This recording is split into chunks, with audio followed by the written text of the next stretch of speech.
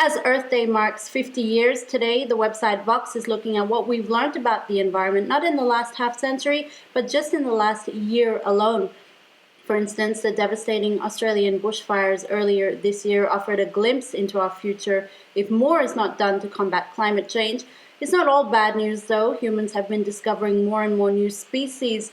Vox saying one U.S. scientific institution added 71 new plant and animal species last year alone.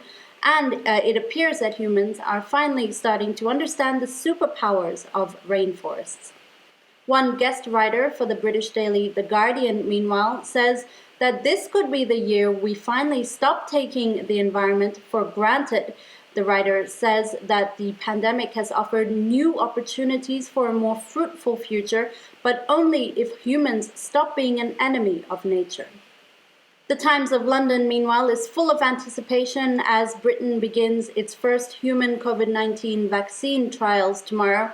British Health Secretary Matt Hancock has said the government is throwing everything it has at becoming the first country to develop a vaccine. There are currently 100 human vaccine trials around the world, with many medical professionals saying the only way out of a pandemic is by finding a vaccine that works.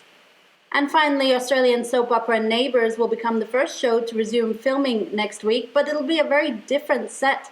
There'll be no hand-holding or kissing. Actors will be socially distancing, with camera trickery being used to make it look like they were closer together.